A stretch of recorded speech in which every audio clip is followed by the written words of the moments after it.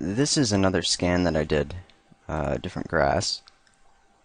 And what I'm going to do is pull out some of the dead grass with the base areas of the different blades, and then kind of piece them together to make a universal map that I can use as a color map. And then we're going to make some alphas within view in order to be able to create a layer to really fill in underneath all of the other grass. So what I'm going to do is just first, using the marquee tool, just kind of pulling out some of these areas that we can straighten out and use, just kind of copying and paste, repeating over. And then I'm going to save that as a new document that you'll be able to load in, just called dead grasses, located within the image source. So this is the Photoshop document called deadgrass_source, and I've just got a couple of different layers in here of some of those grasses I pulled out. So what I'm going to start out by doing is just straightening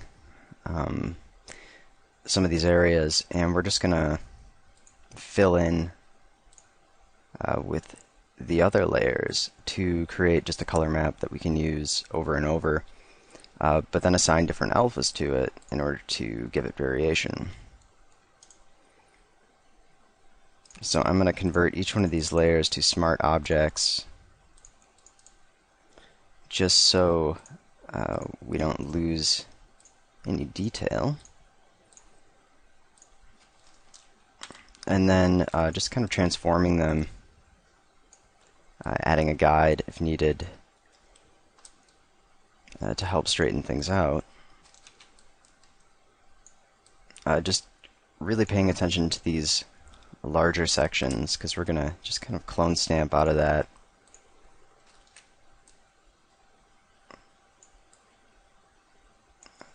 So each one of these, I'm just lining them up, and then we're just going to pull out the more important elements of each one.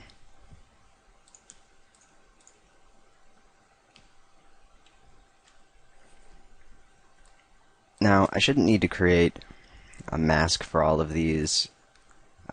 What I should be able to do is I'm going to rasterize this first layer, and I'm going to add the exposure to this, and then I'm just going to bump that up a little higher, and that way we can just perform this action on all of them.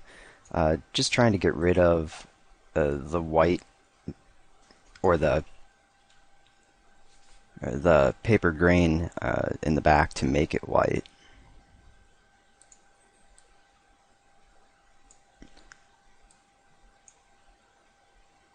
I'm going to move that layer up.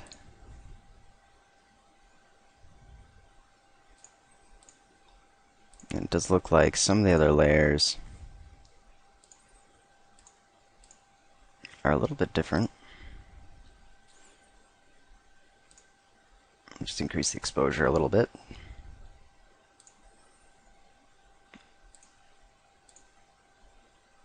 And set the layer style to darken. And because of the shadows on the sides, I'm just going to leave a little bit of space in between, and then we can just clone stamp the remainder.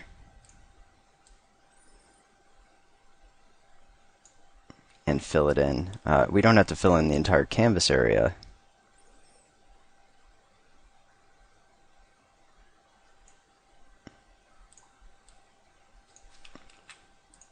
We're going to be reducing that scale a little bit, and just kind of picking out one little section to clone into.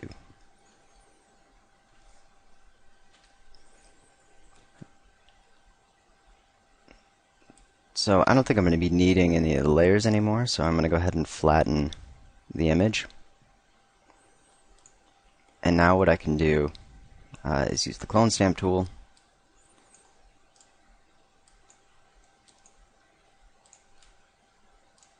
just set my brush a little harder. Change the mode to darken. And we can just go along trying to avoid shadows. And it is aligned. I do have a line checked, so it will follow along with where I left off.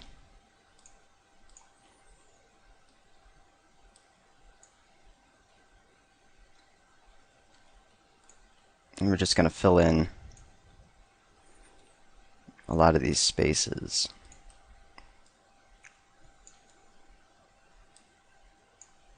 And now if I need to go back and lighten up some of the areas, I can do that afterwards.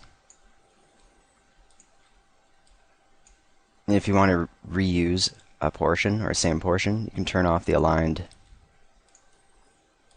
and that'll jump you back to that same spot each time you click.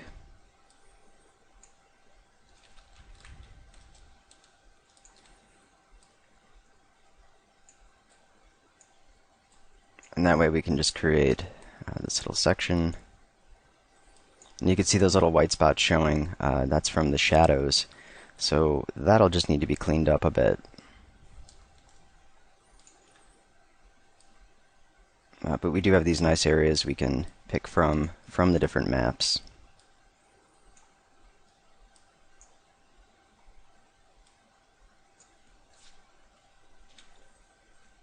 And I'm just going to set this back to normal and take care of this overlap up on top.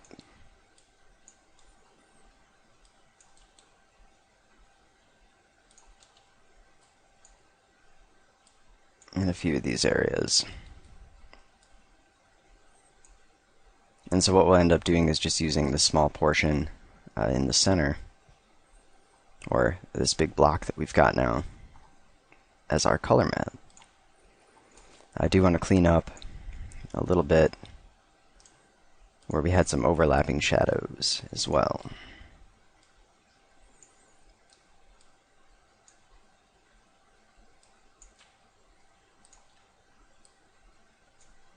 Just to make sure that the color is set correctly throughout.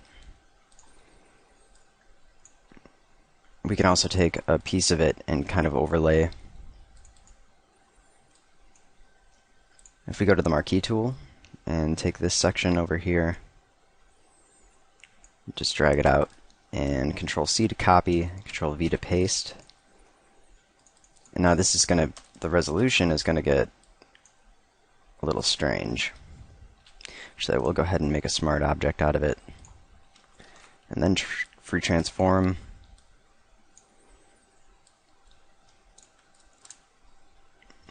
So we can sharpen that up.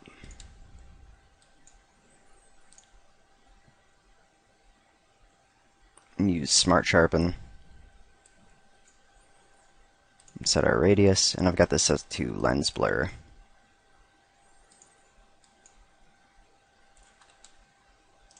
And rasterize the layer.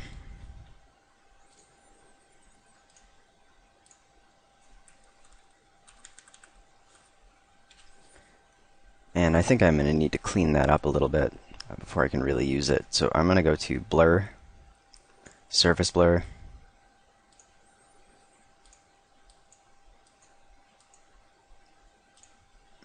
and then Noise, Dust and Scratches,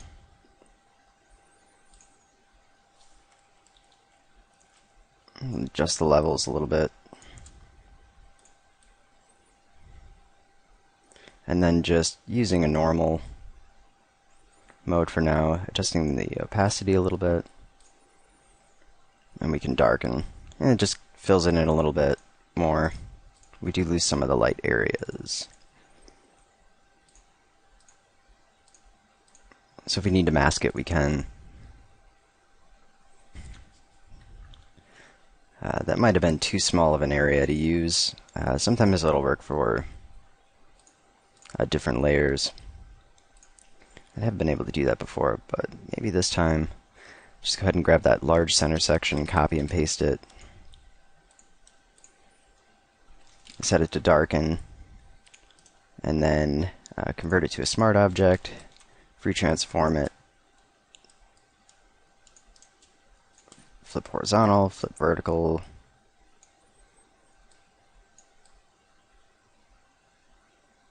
and just use that. And that way we don't have to spend too much time cleaning up the other map.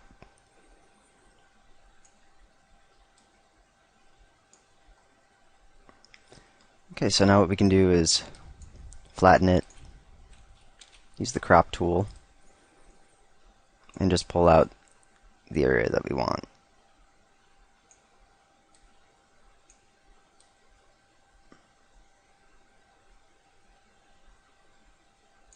So anything that's going to be usable.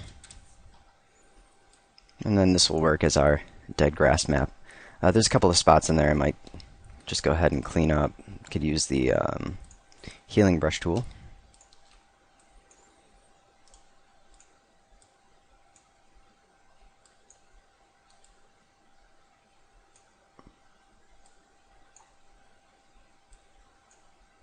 And that works pretty well. And we could also set a custom brush type and kind of match the pattern, but this should work out really well. So all we really need is now an alpha to kind of cut this out. And setting up multiple alphas to have different variations on this. Now if you want to make it seamless, so that what you could do is offset the texture a bit, to make it seamless, most useful in the horizontal. So you can go to Filter, Other, Offset, and set the horizontal offset to about half, which in this case is about 100 pixels or so. Click OK, and what we're going to see is down the center is that fine line. So there's our seam, and what we'll do is just use the clone stamp tool. I'm going to turn it back to the aligned mode.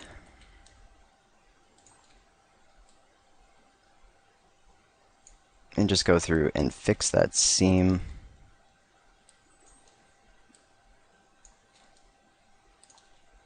I might even end up sharpening this texture a bit.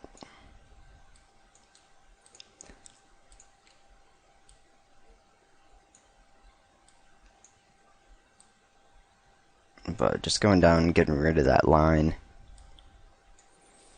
And now it'll be seamless. So we don't have to offset it back to where it was. You can if you want, but because we don't have any specific patterns, it really doesn't need to go back to its original position. If you want to also have it vertically seamless, you could set that up, just doing the same thing but offsetting it vertically. But this should work quite well. So like I was saying, I think I do want to maybe sharpen it up.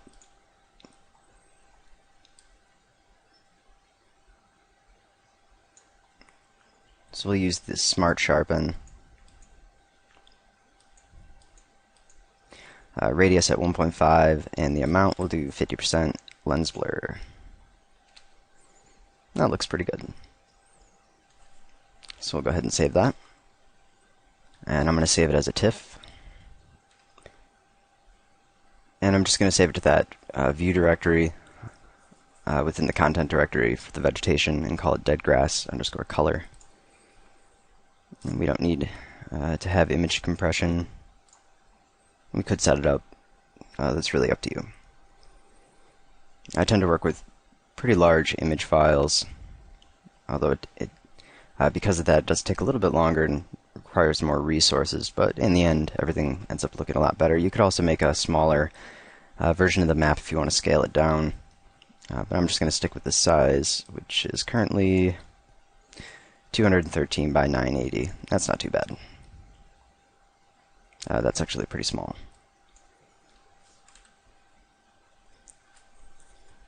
Depending on the type of alphas we're going to create, we might end up having ones that are a little wider than this. So one last thing I'm going to do is create another version of this color map. I'm just going to double click on the layer, or on the background to make a layer, and then change the canvas size Switch over to percent with 200%, and then we have our new area going to the right, and then we can create a duplicate of this layer, use the move tool, and I'm going to turn on snapping and just snap it in, Control E to merge it down, and just make a wider version in case we have alphas that go beyond the canvas length that we currently have. I'm going to turn off layers and save it as a copy, and that way it's saved as a background layer and not a layered TIFF. And now we can work on creating the alphas. In view, what we're going to do is just use a plant or a tree, one without leaves, in order to create the alphas and just render it out. So going to the render settings, there's a couple of things you need to set up. Hide infinite planes from alpha under render what. Check that on. And set it to the final render mode, should be fine. Render to screen, and we'll set up a custom resolution. Let's go ahead and render it at 1200 by 400. That should give us enough space.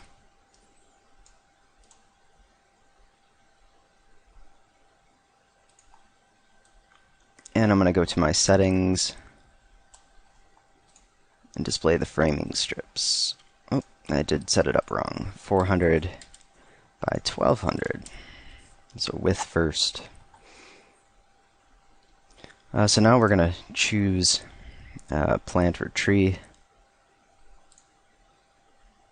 Select a tree and use the dead tree.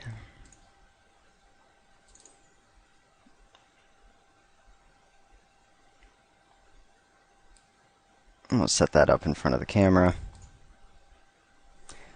Let's go ahead and edit the tree, and what I'm going to do is adjust the fall off,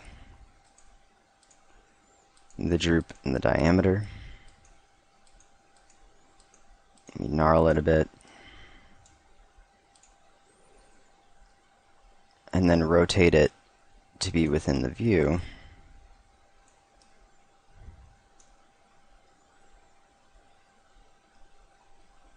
And I'm going to rotate it towards the camera a bit in order to force the perspective so that the base isn't a whole lot wider than the rest of it. And we can turn off the ground from rendering.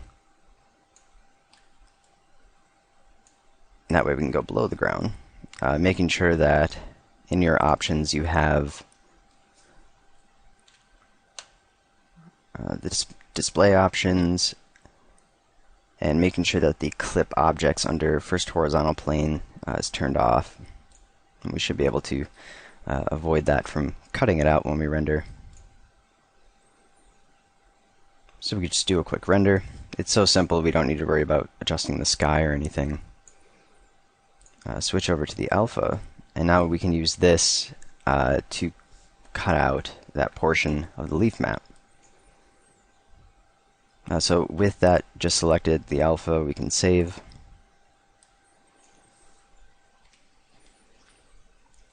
And call it Dead Grass Alpha 1.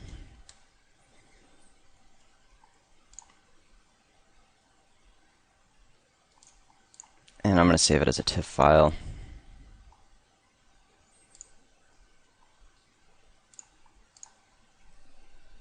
And just want to make sure that everything looks right within the alpha. So just opening it up in Photoshop, and I do need to adjust it and make sure that it is not smoothed. We do need to have a harsh cutoff, especially with something like grass. We need that black and white setup. So what we can do is first use levels to adjust it manually, and then I switch the mode to bitmap, 50% threshold, and I'm going to switch it back to grayscale, and then save it, close it out. And if you want to set up multiple maps, you can grow a new plant.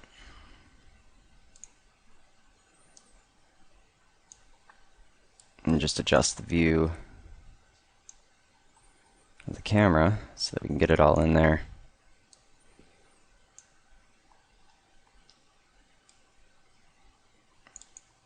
Maybe go ahead and scale that down on the Z-axis so it's not going up so high.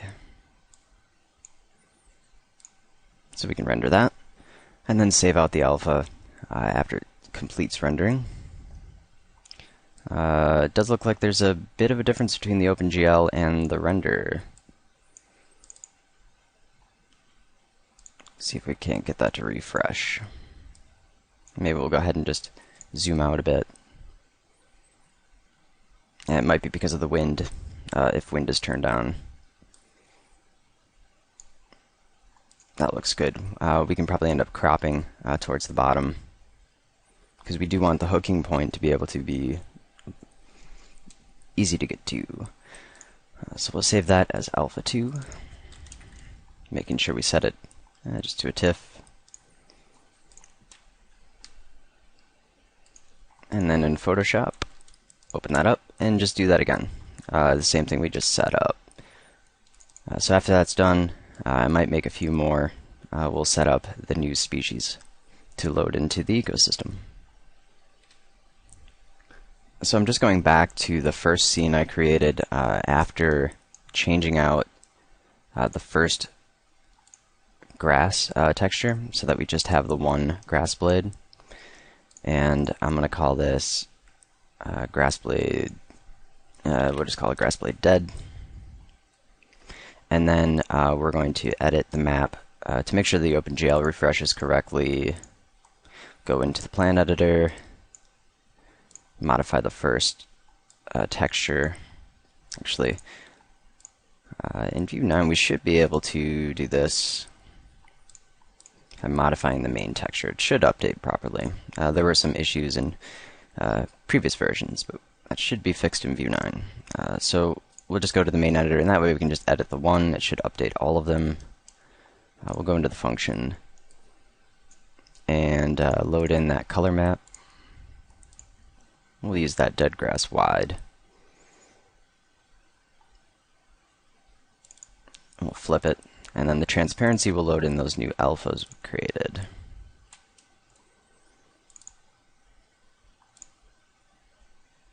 And we may need to invert that to get it to show up. And it looks like it did update that properly. So we can go back into the plant, edit the object, and what I want to do is set the stem subsets to be a little lower, maybe adjust the fall off to get that length to work out better. And then we can increase the width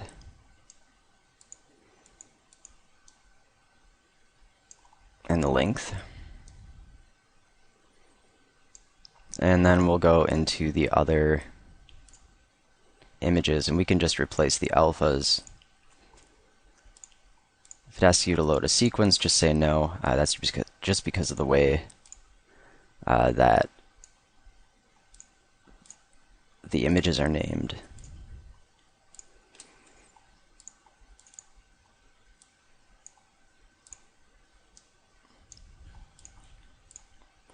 And we don't need to change all of them. We've only got 3 maps, but we will choose some different variations for some of the other textures. And we can adjust the width and randomness a little bit more, flexibility, just to give it a bit more variation.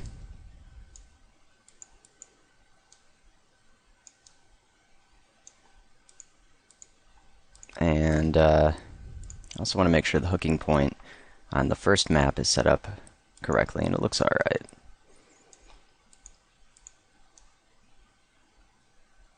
So this should work pretty well.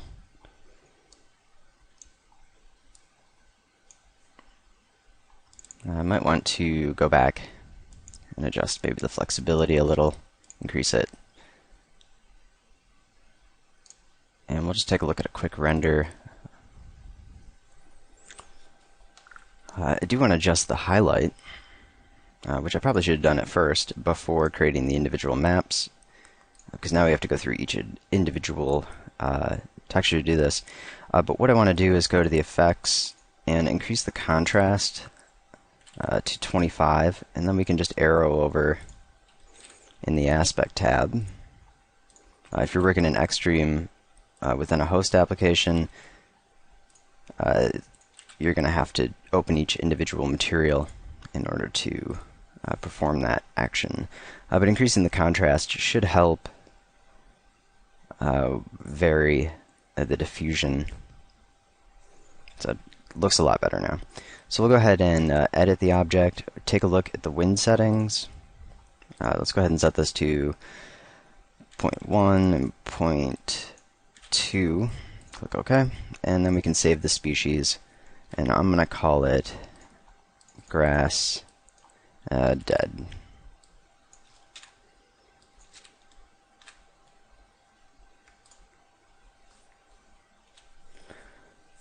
Okay, so now I have the ecosystem loaded in, made minor adjustments to the layout of it, and just a little bit of tweaking here and there. What I'm going to do is now create a new layer, a new ecosystem layer. So we're going to select the soil material. We're going to turn that and check ecosystem, which will add a new layer. And then we're going to move that up above the current soil layer and check and make sure the present settings are set to the fullest. And then we can add in the plant and select that new dead grass. And I'm going to populate it, and we may need to adjust the scale of it. We'll go ahead and take a look and see. It's kind of hard to tell within the OpenGL exactly where it's showing. We can see it little bits on the side. I'm going to go to the scaling and orientation, turn the minimum size variation to 0.3, and let's change the overall scaling to 0.8. Now what we can also do is go to the General tab and set the affinity with layer about 35%. Actually, maybe we'll go ahead and bump it all the way up to 85%. And that'll start to group it towards the layer that's underneath it. So we'll take a look and render it. This is still rendering, but I can tell that I am going to need to make some changes to the color, and obviously it's too dense. So I'm just going to cancel the render and take a look at the density, and we do have just about 7,000. So we'll go ahead and reduce that quite a bit. So a density of 90. Oh, turn off decayed near foreign objects, just in case the ground plane is going to affect that. So now we got a density of 86, and instead of adjusting the individual map colors, I am going to edit the map. So going over to the links, we can open up the image, and I'm going to open it up in Photoshop and then just adjust the gamma on it. So going to the exposure, and we'll lighten it up. So let's go ahead and do 1.6. And take a look at the levels and make sure that we're not clipping out anything really important. That looks pretty good. We didn't want it to be that dark. So now we can save it, close it, and then View is going to ask us if we'd like to reload them. So we click yes. And now we should have a lighter looking grass. That definitely looks better. So I'm going to go ahead and let that finish rendering out. We can take a look. So that looks a lot better than the last render. Might want to maybe decrease the scale of the vegetation a little bit, or even offset it into the ground, increase density. But for the most part, that looks okay. We are seeing a lot of grass, so towards the ends and the edges of the ecosystem, it does start to get a little grainy. Switching to the broadcast mode will take care of that, but this is really meant just for foreground grass, so this is not something you'd want to render a huge ecosystem with, just stuff that's near the camera. If you feel the highlights are a bit too much, and you'd like to see more variation, what you can do is go into the materials for the dead grass layers and increase the bump amount. It's using a noise, so you should be able to use a pretty high value. So if you're using view 9, set it to 0.6, which the equivalent for that within view 8 and lower would be a bump value of 3. So we can do that for each of the maps, and that should give us something that looks a lot better. Also, you can do this for the other grass layers, because they do still have that noise tied to them. So I'm just going to apply that to the dead grass layer, and we'll re-render it and take a look and see how the change is. I did bump up that noise scale pretty high, so I might even need to reduce that because it is in an object parametric mode, so that noise itself is not a world scale. You can go in and add the position input node and connect it to a different coordinate system just for the noise.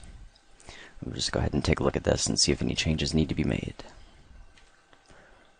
It does look like that did make a bit of difference, so the highlights are bending a lot more. There was one other thing, and that has to do with the backlight. I didn't adjust the backlight settings for these materials, and what I want to do is bring them down to 50%, and that's going to help so that they don't shine, or the dead grass layers don't shine as much as the living grass. So you can go through each of the layers and set the backlight a little bit lower, and that'll help it stand out a little bit more. But for the most part, I'd say that this grass layer is pretty much done. And there really isn't much else to customize for being this distance away from the grass.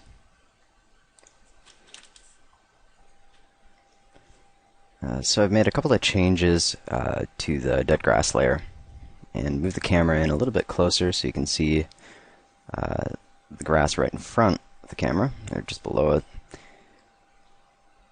And went ahead and rendered it out. This is what it looks like. If we take a look at the settings I had changed, increased the maximum rotation a bit, and changed the overall scaling to around 0.54. The density is at 93%. And then under the offset from surface, I changed it to proportional to the size of the instance, and then subtracted by 5%. So it's going a little bit below the terrain by 5% of the instance scale. And we've got, after populating, a total of 11,470 instances. So that works pretty well as a nice foreground grass. The lighting settings right now are pretty much default, but throughout different lighting situations, ambient lighting, it'll look really nice. The different backlight settings for the different plants will show up a bit more depending on the direction the camera is facing, but that works out pretty well.